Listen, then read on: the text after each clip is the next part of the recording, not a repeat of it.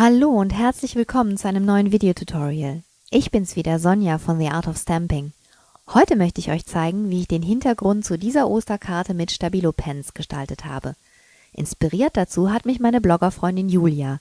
Die ist viel früher als ich auf die Idee gekommen, Stabilos für die Kartengestaltung zu verwenden und hat auch schon ganz viele tolle Videos zu dem Thema gedreht. Wenn ihr sie noch nicht kennt, müsst ihr euch unbedingt ansehen, was sie alles macht. Einen Link zu ihrem Blog findet ihr auf meinem Blogpost zu dieser Karte.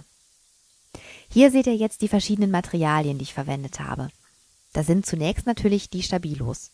Ich habe hier ein 20er-Set in einem Köcher. Es gibt aber auch noch größere und kleinere Sets zu kaufen. Außerdem kann man die Stifte in manchen Schreibwarenläden auch einzeln bekommen.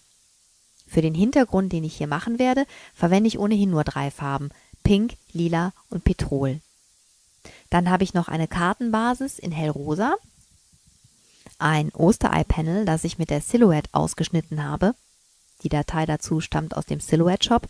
Hier kann man sie noch einmal sehr schön sehen. 2 Stück Aquarellpapier. Die benötige ich dann für den Hintergrund.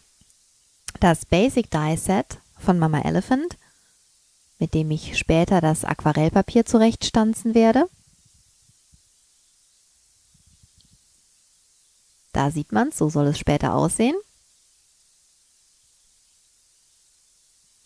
Und dann noch einen Ostergrußtext von Stampin' Up, sowie ein Stempelkissen in der Farbe Osterglocke, ebenfalls von Stampin' Up.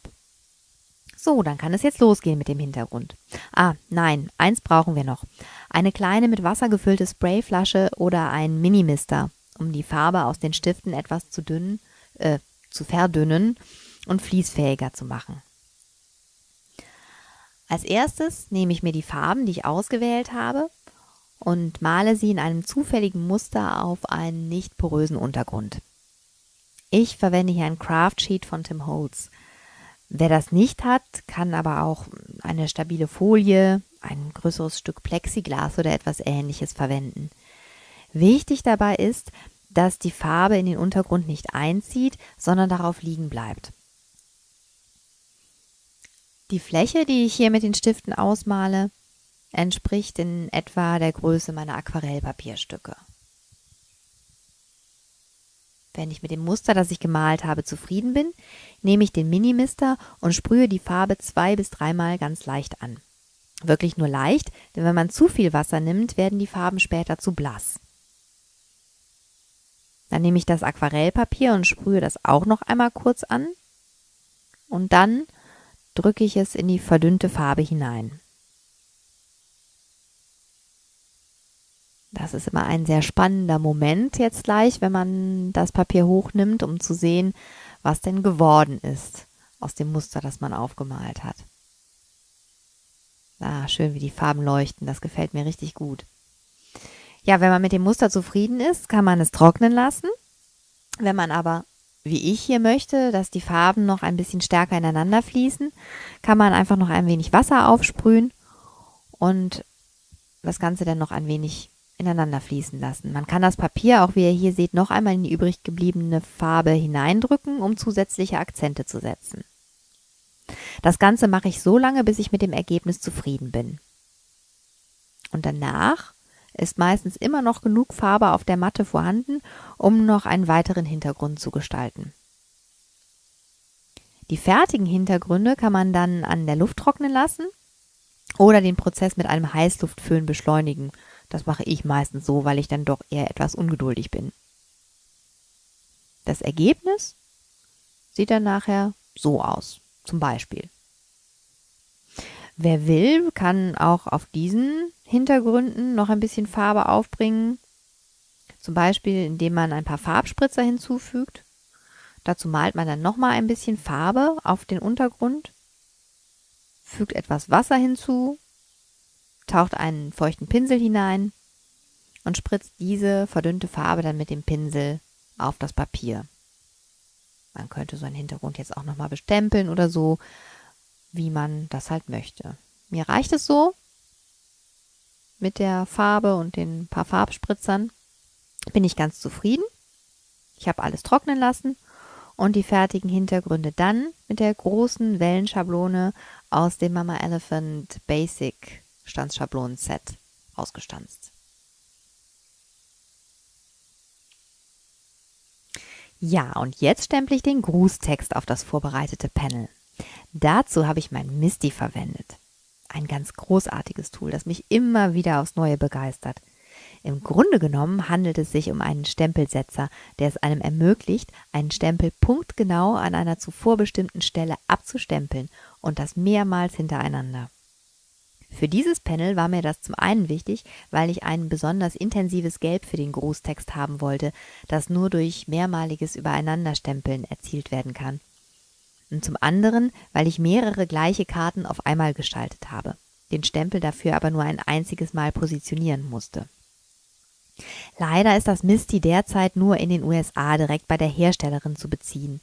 Und mit über $50 plus Versandkosten ist es leider auch kein Schnäppchen. Die Verarbeitung und der Service sind allerdings top. Und wenn man oft viele Karten in Serie macht, zahlt sich eine Investition sicher aus. Ich bin auf jeden Fall restlos begeistert. Und für alle, die sich das Tool einmal genauer ansehen möchten, hinterlasse ich auf meinem Blog einen Link zum Shop und zum YouTube-Kanal der Herstellerin. So, jetzt müssen die verschiedenen Einzelteile der Karte noch zusammengefügt werden. Weil das Aquarellpapier sehr stark ist und sich auch ein bisschen gewellt hat, nehme ich zum Aufkleben auf den Kartenrohlingen vergleichsweise starkes doppelseitiges Klebeband. Ansonsten reicht mir für solche Aufgaben immer auch ein einfacher Kleberoller, wie ihr ihn oben links in der Ecke liegen seht. Aber wenn ich sicher gehen will, dass etwas wirklich bombenfest hält, dann nehme ich doppelseitiges Klebeband wie das hier. Und weil ich mir nicht nur 100%, sondern sogar 110% sicher sein muss, dass alles hält und weil ich auch einen totalen Kleberspleen habe, kommen auch noch 2 Streifen von dem Kleberoller drauf. Aber dann ist es auch wirklich gut und dann wird der Hintergrund aufgeklebt.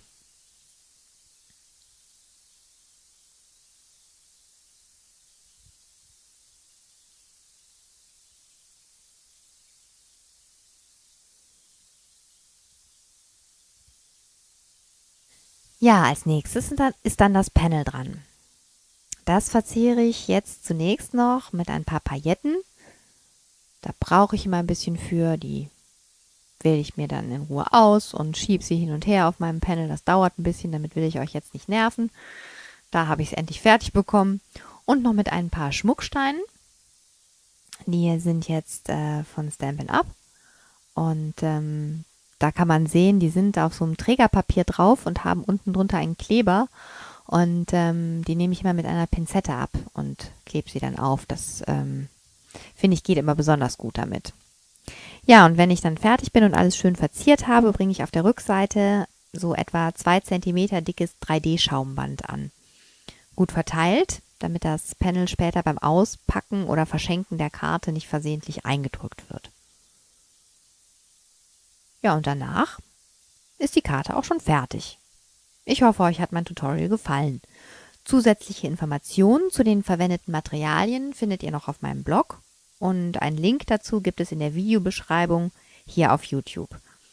Ich danke euch fürs Zuschauen und hoffe, dass ihr auch beim nächsten Video wieder dabei sein werdet. Tschüss und natürlich frohe Ostern!